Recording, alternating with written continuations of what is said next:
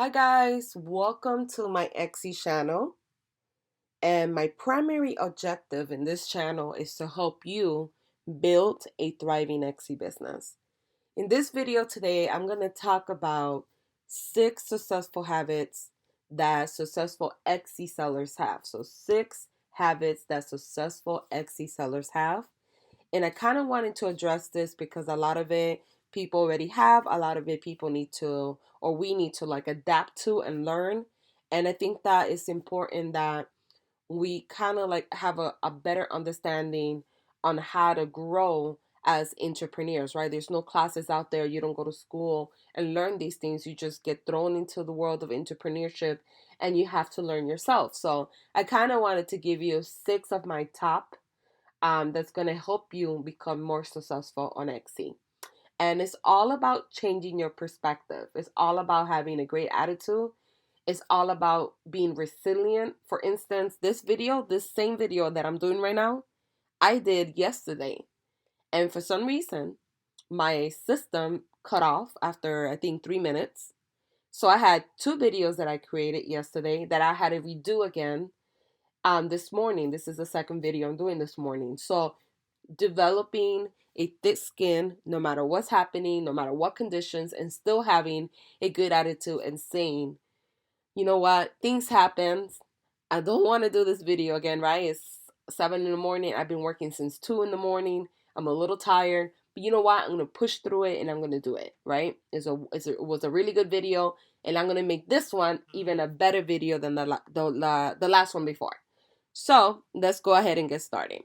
So tip number 1 is when you open an Etsy shop, whatever you do is making sure that you are passionate about it. Don't worry about the money. Don't worry about, how easy it will be or other things. You have to make sure that you are passionate about it. Because what happens is when you start something new or you embark on something new, you always get that feeling of euphoria, right? You're so excited, you're happy, you're like, wow, this is great, this is gonna be amazing, I'm gonna be an entrepreneur, I'm gonna be able to set my own hours, I'm gonna make a lot of money. So you kind of get in the hype mode. But then when that euphoria goes away, and you're not making sales and you can't figure out SEO and you can't figure out social media and you realize that you got to spend a lot of money in the beginning, like advertising, buying products, creating an office space, doing this, doing that, hiring a CPA, doing all this extra stuff that you didn't even imagine that cost time and energy, right? You're sacrificing. When you get to that point, right? What's going to keep you pushing? What's going to motivate you to keep doing your shop, to keep pushing through is the passion. So if you're doing something that you are passionate about, that you love doing, you will make the time, you will be diligent with it, and no matter what happens, you'll continue. Oh, I can't figure out SEO. Guess what? There's a lot of videos. I'll learn it. I can't figure out how to do social media. Let me hire someone, or let me go to a class, or let me start doing it, and I guarantee I'll get better every single day. So when you are passionate about whatever you're doing, whether it's Etsy or you're outside of Etsy, you're doing something else, make sure that you follow your passion. Money, everything else will come. But the first thing is passion, because once that euphoria wears out, what do you have to push you, right? What do you have to make you and jump out of bed, not just drag out of bed, but jump out of bed and say, you know what? It's Saturday morning, it's 2 in the morning. Do I get up or do I sleep in? Right? Like I did this morning. I got up. So that's what's going to make you jump out of your bed and do things and take action. Your passion. So be passionate about what you're doing. Number 2 is keeping up with Etsy and the changes, right? So Etsy sends you emails. I don't know if you know that, but whatever account you use for your Etsy shop, Etsy is constantly sending you emails about changes and products and trends, and they even send you your analytics. They send you any trending stores, any new reporting they're using, any new programs that they're developing, any algorithm changes. Is so important as an Etsy business owner that you stay tuned, that you sign up for the newsletter, and that you take time every single day to kind of go through them and only apply the ones that apply to you. Learn something new, read an article that they offer. Also looking at their trending stores, what stores they're featuring, and seeing how come my store never been featured? What can I do different so I could be featured next time? And looking at the stores for inspiration and seeing what they're doing, what type of photos they have, what type of things they sell, how their listing description looks, how the curation of their shop look, looking at the overall picture and taking inventory in order to go back to your shop and say, oh, okay, I could make these changes to my shop. This is what I could do. I could tweak this. I could change that. This store has this. So it's really, really important that you signed up for their Etsy newsletter. Well, the newsletter you're going to get regardless in that particular email. And also they have a podcast. I don't know if too many people know that, but if you spend a lot of time traveling like I do, I have a full-time job and I spend about an hour and a half driving to work and coming back. I listen to their podcast. I listen to a lot of Audible books. I listen to a lot of inspirational stuff. And then I also listen to podcasts from Etsy because you learn. You learn things. I'm constantly learning, trying to improve myself, trying to grow, trying to change my perspective in my mind. So, one thing that I highly suggest is paying attention more to the newsletters that Etsy send you because they have all the information, everything you need to know to go back to your store and make changes and make tweaks of whatever they're talking about on that particular newsletter. So that's tip number 2. Tip number 3, right? I deal with this a lot, is taking constructive feedback, right? And applying it. Taking constructive feedback. I'll say it again. Taking construction feedback. And what I mean by that is that if you are in my Etsy group or you are in another group or you want feedback from your shop, I don't say take everybody's feedback, right? Because a lot of times you don't want to take feedback from people that are not making sales or they really don't understand it either. Because a lot of times there's a lot of false information also online.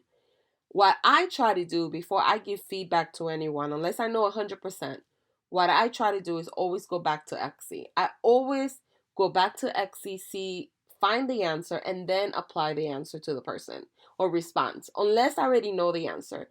And then I also try to back it up with a proof. I always link it to something. I always say, hey, this is the new way that they want it. Here's the link. And then I give my 2 cents like, I don't do it that way because of A, B, and C, but this is the way that Etsy wants it now. So if you want to follow best practices, I would suggest to do it just how they want it.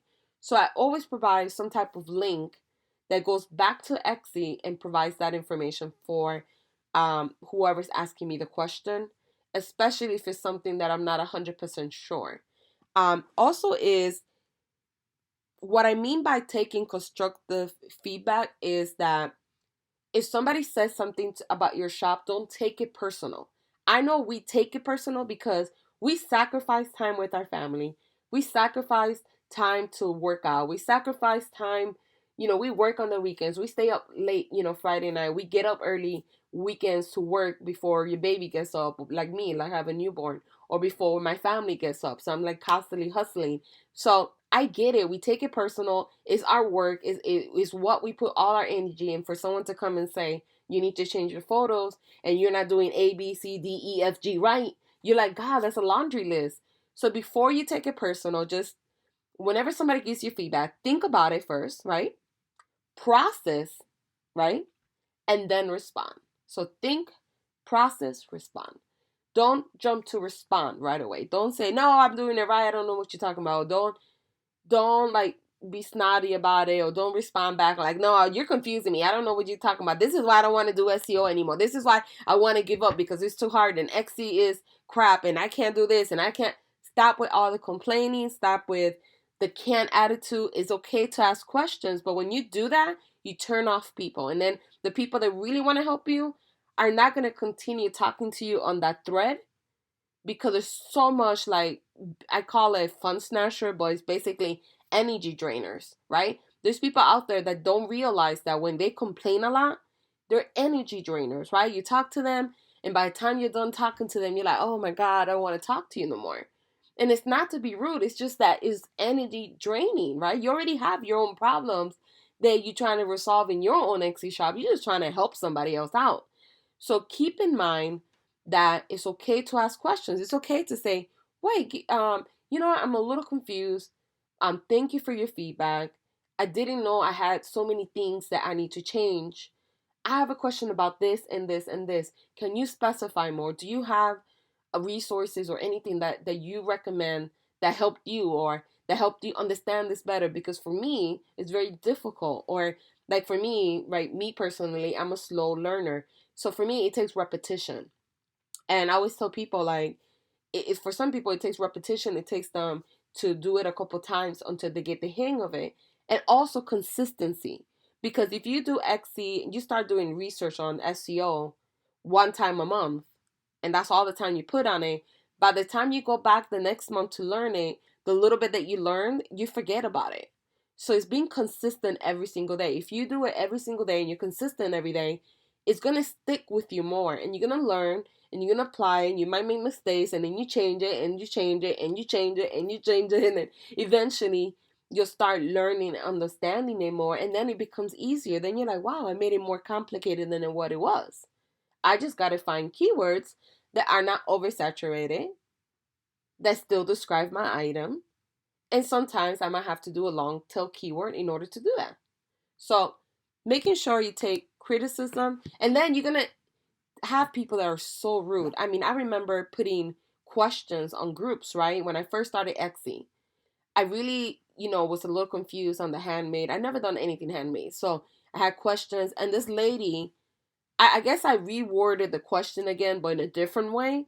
And she went crazy on me. She was like, you keep asking the same question, but you keep rewording it different, and the answer's not going to change, and blah, blah, blah. And she just went ham on me. And I was just sitting there like, whoa, you have a rough morning. So there are people out there that you are the nice one, right? Like, you asking questions, you're being polite, and they give you an attitude, and you're like, wait, I thought this was a support group. So you are going to get those people as well. So the trick is not to take it personal. Obviously, there's something wrong with them. And then also, when other people give you a lot of advice that you feel like it's not right, don't take it either. Just be like, hey, thank you so much for the advice, and keep going, right? Because there's people out there that want to help, but they really don't know what they're doing also. So just keep that in mind. Take criticism, don't take it personal. Make sure that you think, process, and then respond. Um, number number 4, right, is accepting changes will always happen. So as soon as you figure out SEO, Google or Etsy or some search engine decides we're going to change it up, right? Or as soon as you learn a new tool, or you learn Instagram adds 5 additional features that you got to learn. As soon as you do Facebook and you kind of have the grip of it, right, and you understand it, they say only do 1 hashtag, they change it, and now they say you got to do 10 hashtags per post. This is a common thing. This is always going to happen. If you look at back in history, every decade there's new things, right? Technology advances. The cars get more advanced. Your phone gets more advanced. Your TV gets more advanced. The features in your house get more advanced. This is not new. So don't get stressed out about it.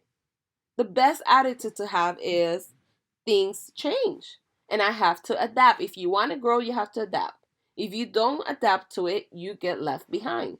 It's that simple. So just adapt to it. Just change with it. Don't take it personal. Don't get, frustrated about it. Just learn from it and keep going.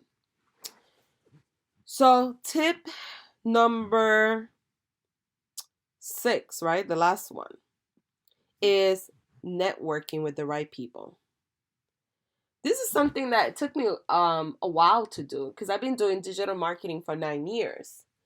And in the beginning, it was just me by myself. And it was like that all the way up to, I want to say up to 3 years ago. It was like always me by myself, lonely road of being an entrepreneur. Wake up, blog and write an article and maybe send a couple emails about guest blogging. And connect with some people, but that's it. Like, I never really did it consistently. I never tried to develop a relationship with anyone.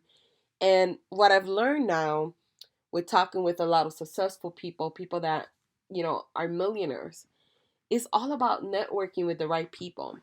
But one key thing that, oh my God, I love this quote. I think I'm going to do a whole video of it.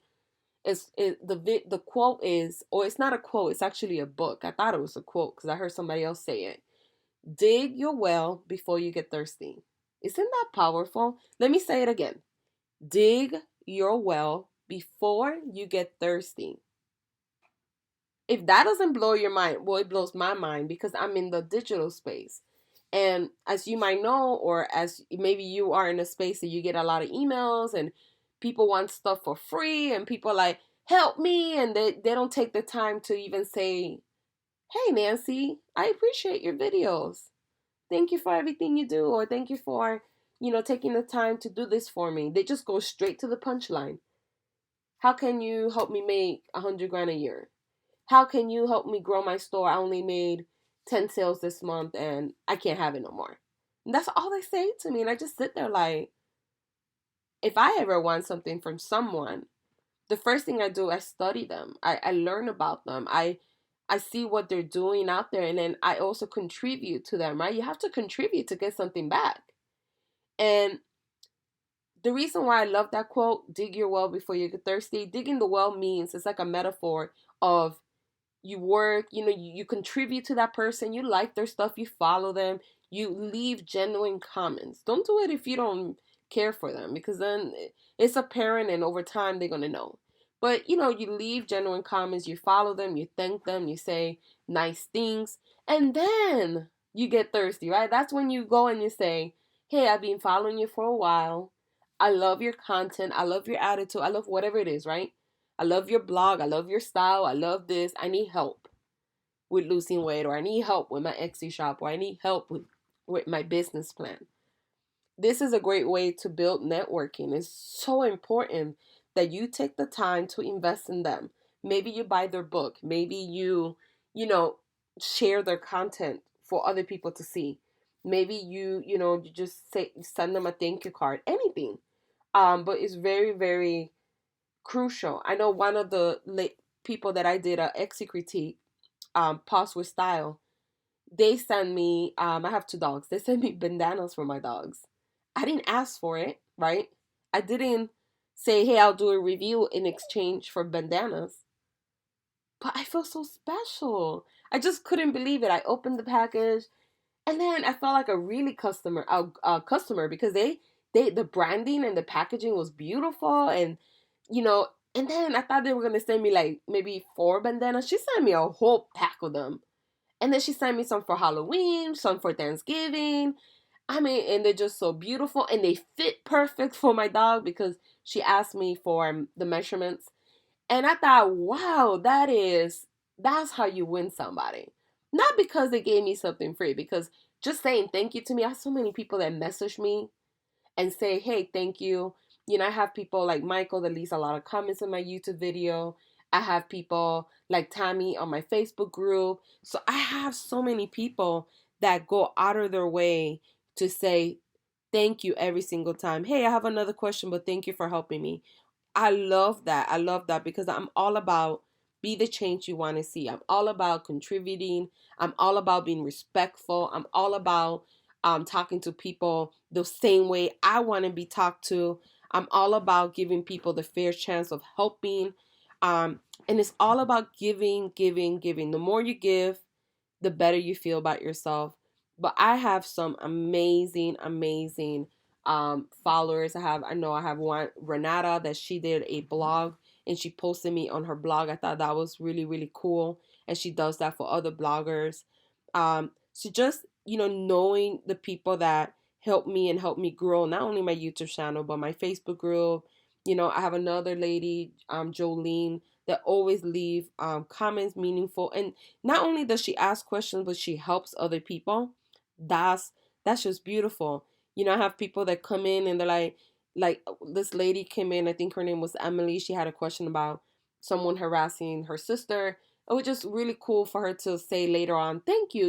You guys made me feel better. Not just me, but everybody in my group. So it is really, really crucial that you network with people and network the correct way.